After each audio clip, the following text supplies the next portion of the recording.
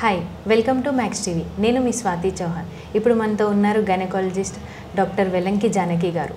సంతానం లేని సమస్యల గురించి మనం అడిగి తెలుసుకుందాం. Hello doctor. హలో అండి. డాక్టర్, సంతానం లేని సమస్యలు ఎందుకు వస్తున్నాయి అంటే దాని కారణం ఏంటి? సాధారణంగా ఏంటంటే ఒక జంటకి పెళ్ళైన ఒక సంవత్సరం వరకు వాళ్ళు సంతానం కావాలి అని ప్రయత్నం చేసి అయినా కానీ అవ్వలేదనుకోండి, సహజంగా వాళ్ళకి సంతానం కలగలేదనుకోండి, అప్పుడు మనం ఇన్ఫర్టిలిటీ అంటాం. అది పెళ్ళైన వెంటనే వాళ్ళు అప్పుడే వద్దు అనుకుని ఒక అబార్షన్ చేయించేసుకోవడం ఇలాంటివన్నీ చేస్తూ ఉంటారు. మేము అప్పుడే రెడీగా లేము, మాకు ఇంకా కెరియర్ సెట్ అవ్వలేదు, ఇప్పుడు వద్దు అంటుంటారు. ఆ తర్వాత మళ్ళీ పిల్లలు పుట్టడం అనేది లేట్ అయిపోతుంది. దాన్ని సెకండరీ ఇన్ఫర్టిలిటీ అంటారు అన్నమాట. అంటే ఇన్ఫర్టిలిటీ అనేది మొదటిసారిగా అసలు ఒక్కసారి కూడా వాళ్ళకి పిల్లలు కలగకపోతే ప్రైమరీ ఇన్ఫర్టిలిటీ అంటారు. ఒకసారి అబార్షన్ కానీ ఎక్టోపిక్ ప్రెగ్నెన్సీ కానీ ఇలాంటివన్నీ జరుగుతున్నప్పుడు కూడా ఆ అవకాశం ఉందన్నమాట. దాన్ని సెకండరీ ఇన్ఫర్టిలిటీ అంటారు. ఓకే. సో ప్రధానంగా ఒకసారి ఒక కపుల్ వచ్చినప్పుడు వాళ్ళిద్దరినీ ఒక యూనిట్గా చూస్తాం. అంటే భార్యనైనా భర్తనైనా వాళ్ళని ఒక యూనిట్గా చూస్తాం అన్నమాట. అలాంటప్పుడు వాళ్ళకి 2 టెస్టులు మొదటి విజిట్లో రాస్తాం. ఒకటి సెమెన్ అనాలిసిస్, వీర్యం తనిఖీ అంటారనమాట. ఒక 3 రోజులు భార్యాభర్తలు కలవకుండా వాళ్ళకి ఒక వీర్యం తనిఖీ అనేది ఎసెన్షియల్, ముందు కావాల్సిన ఇన్వెస్టిగేషన్. తర్వాత స్త్రీకి ట్రాన్స్వెజైనల్ సోనోగ్రఫీ అని జరుగుతూ ఉంటుంది. దానిలో మనం చాలా వరకు కాజెస్ తెలిసిపోతూ ఉంటాయి. గర్భసంచి ఎలా ఉంది, ఓవరీ ఎలా ఉంది, అది నెల నెల వాళ్ళకి అండం విడుదలవ్వడానికి కొన్ని హార్మోన్స్ అవన్నీ టెస్టులు చేస్తూ ఉంటాం. సో ఈ రకంగా మనకి వాళ్ళకి ఇనీషియల్ అసెస్మెంట్లో మనకి స్కానింగ్ అనేది అన్ని విధాలా బాగుందా, వాళ్ళకి ఫిజికల్గా అంతా బాగున్నారా, నెల నెల ముట్లు వస్తున్నాయా, ఈ ఐడియల్ వెయిట్లో ఉందా, వాళ్ళకి జన్యుపరంగా ఫ్యామిలీలో ఏమైనా ప్రాబ్లమ్స్ ఉన్నాయా, ఇవన్నీ కూడా ఒక డీటెయిల్డ్ హిస్టరీ అనేది నోట్ చేస్తూ ఉంటాం అన్నమాట. ఇదివరకు రోజుల్లో 100లో 10 మందికే ప్రైమరీ ఇన్ఫర్టిలిటీ ఉండేది. కానీ ఈ రోజున ప్రతి ఒక్కళ్ళు కెరియర్ విమెన్ అయిపోయారు. అందరికీ చదువులు పెరిగినాయి, పెళ్ళిళ్ళు అయ్యే ఏజ్ బాగా పెరిగింది.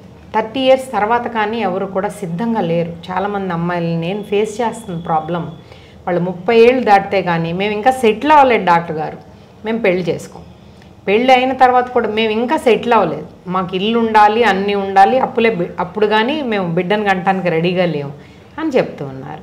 ఇది ఏమి ఒక మీట నొక్కితే వచ్చేసే విషయం కాదు.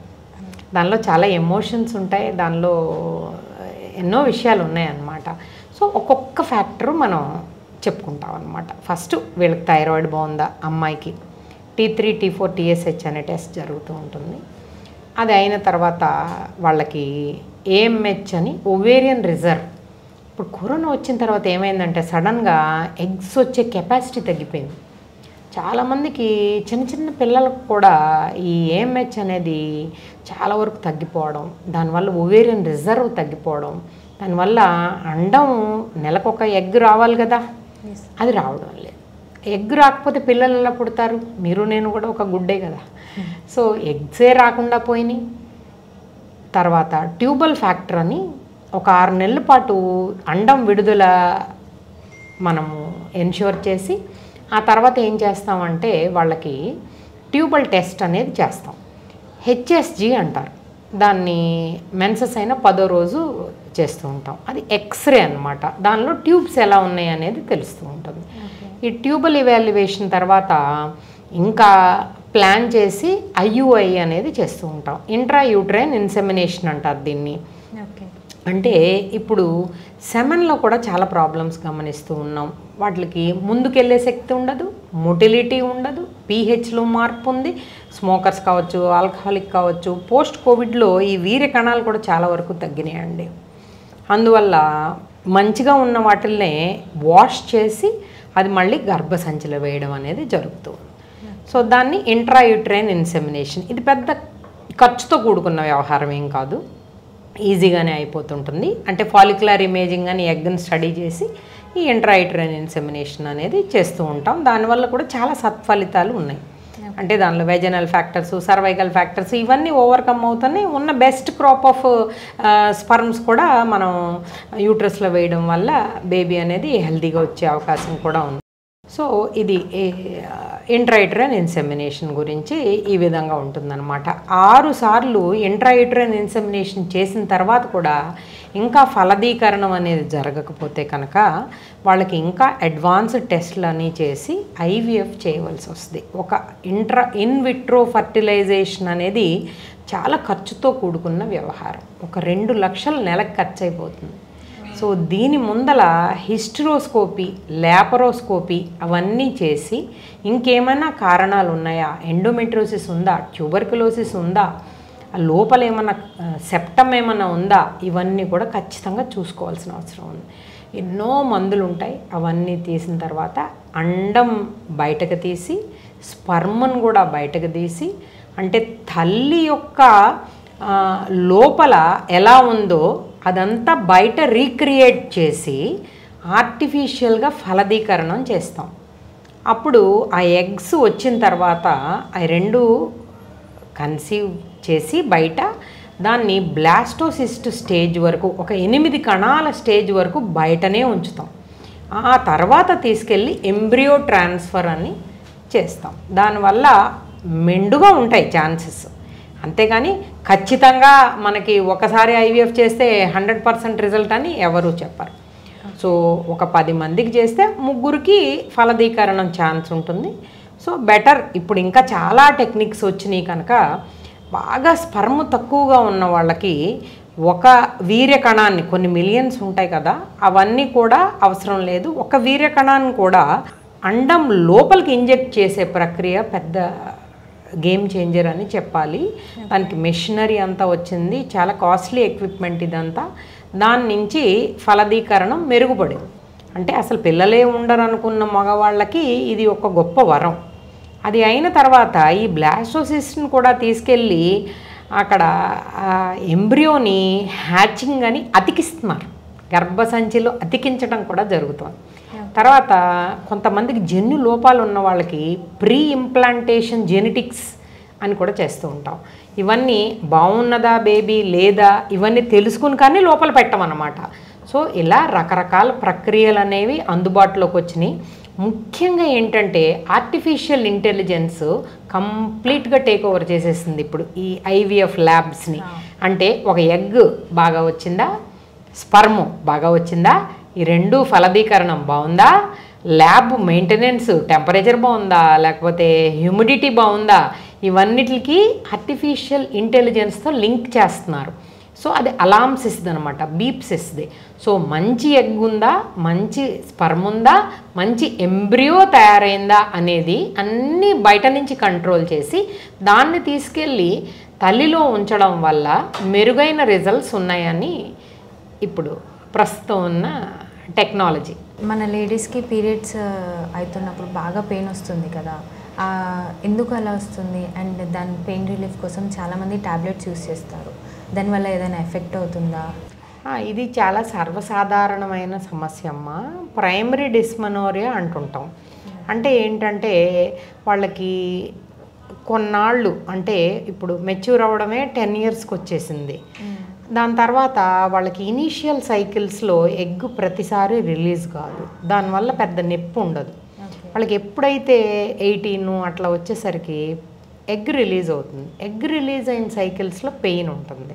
దాన్ని ప్రైమరీ డిస్మెనోరియా అంటుంటారనమాట. మీ అమ్మగారు వాళ్ళని అడిగితే ఓ పిల్ల పుట్టిన తర్వాత ఈ ప్రైమరీ డిస్మెనోరియా తగ్గిపోతుందమ్మా అని చెప్తారు.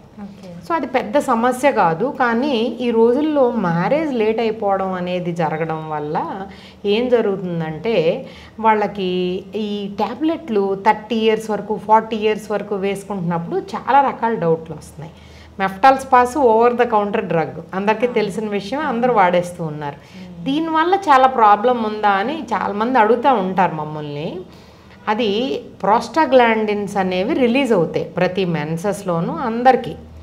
అవి ఇవి మెఫ్టాల్ స్పాస్ అనేది ఆ ప్రోస్టాగ్లాండిన్ ఇన్హిబిటర్. అది ఏం తప్పు లేదమ్మా. ఒక నెలలో 2 పట్టిన వాళ్ళకి నెక్స్ట్ సైకిల్లో ఒకటే పట్టచ్చు. అంటే అడ్వాంటేజే కదా, అది ఏదో చాలా తప్పు అన్నట్టు భావించడానికి వీలు లేదు. కాకపోతే వీళ్ళు ఏంటంటే ఏమీ తినుకోకుండా డైరెక్ట్గా ఒక పెయిన్ కిల్లర్ వేసుకోవడం వల్ల కడుపులో మంట రావడం, ఎసిడిటీ రావడం, వాంతులు రావడం, ఇంకా కాంప్లికేట్ చేసుకుంటూ ఉంటారు. అట్లా ఏం అవసరం లేదు. ఏదన్నా ఫుడ్ తీసుకుని ఒక టాబ్లెట్ వేసుకున్నందువల్ల ఏం నష్టం జరగదు. తర్వాత ఇంకొక తీవ్రమైన సమస్య ఉందమ్మా, సెకండరీ డిస్మెనోరియా అంటారు. ఇది ఏంటంటే ఇప్పుడు ఎండోమెట్రియోసిస్ అని ఒక సమస్య ఉంది. ఇట్లా లేట్ మ్యారేజెస్లో ఏమవుతుందంటే మామూలుగా బహిష్టు సమయంలో బయటకు పోవాల్సిన మెన్సెస్ ఫ్లూయిడ్ అంటే రక్తం అన్నమాట లోపల పడిపోతూ ఉంటుంది. ఇది చాలా తీవ్రమైన సమస్య. లేట్ మ్యారేజెస్ వల్ల కేరళలో చాలా ఎక్కువ మంది స్త్రీలు ఇదంతా కూడా అనుభవిస్తూ వచ్చారు. సో మెన్సెస్ అయినప్పుడు బయటకు వెళ్ళిపోయే లిక్విడ్ కడుపు లోపల పడిపోవడం వల్ల తీవ్రమైన అశాంతికి గురవుతూ ఉంటారు. అంటే మెన్సెస్ రాబోయే ముందు నొప్పి, డ్యూరింగ్ పీరియడ్స్ నొప్పి, ఆ తర్వాత విపరీతమైన నొప్పి. సో దీన్ని ప్రోగ్రెసివ్ డిస్మెనోరియా లేదా సెకండరీ డిస్మెనోరియా అంటూ ఉంటారు. అదీగాక ఈ మధ్య జంక్ ఫుడ్స్ తినటం, విపరీతమైన ఒబిసిటీ వెళ్ళడం, దీనివల్ల ఏమవుతుందంటే ఈస్ట్రోజన్ అనేది ఫ్యాట్ సెల్స్ నుంచి వస్తుంది. దానివల్ల వాళ్ళకి ఎక్కువ రోజులు బ్లీడింగ్ అవ్వడం, ఈ పీసీఓడి వల్ల ఇర్రెగ్యులర్గా పీరియడ్స్ స్ట్రెస్ వల్ల మేనేజ్ చేసుకోలేక ఫైబ్రాయిడ్స్ కూడా చాలా ఎక్కువగా ఉంటున్నాయి. ఇవన్నిటికి ఈ డిస్మెనోరియానే కారణం. అదిగాక తెలిసి తెలియక లివ్ ఇన్ రిలేషన్షిప్స్ అని, దానివల్ల అబార్షన్స్ 1-2 చేసుకోవడం, దానిలో అది సరిగా క్వాలిఫైడ్ డాక్టర్స్ దగ్గర చేసుకోకపోవడం, దానివల్ల పెల్విక్ ఇన్ఫ్లమేటరీ డిసీజ్ అని పట్టుకుంటుంది. అది పోనప్పుడు వాళ్ళకి రకరకాల సమస్యలు, మెయిన్గా డిస్మెనోరియానే ఎక్కువగా ఉంటుంది వాళ్ళకి. సో ఇవన్నీ కూడా సమస్యలు. ఇవన్నీ కూడా మనం ఈ సెకండరీ ఆర్ ప్రోగ్రెసివ్ డిస్మెనోరియా అనేది రూల్ అవుట్ చేయాలంటే స్కానింగ్ చేయించుకోవాలి. పెయినే కదా పోతుందిలే అని అనుకుంటే కొన్ని రోజులు చూడవచ్చు. అది ఇంకా పెరుగుతుంది అంటే ఖచ్చితంగా డయాగ్నోసిస్ అనేది చాలా చాలా అవసరం. డయాగ్నోసిస్ కోసం చిన్న అల్ట్రాసౌండ్ స్కానింగ్, అది ఏమంత ఖరీదైన టెస్టు కాదు, అవైలబిలిటీ లేనిది కాదు. ఈ రోజున స్కానింగ్ సెంటర్లు ఎన్నో వచ్చేసినాయి కనుక తప్పకుండా చేసుకోవచ్చు. చేసుకుంటే ఒకటి ఓవేరియన్ ప్రాబ్లం తెలుస్తుంది. పీసీఓడిలో జనరల్గా ఇర్రెగ్యులర్ అయిపోతున్నాయి కనుక బాగా ఎక్కువైపోయింది అనేది తెలుస్తుంది.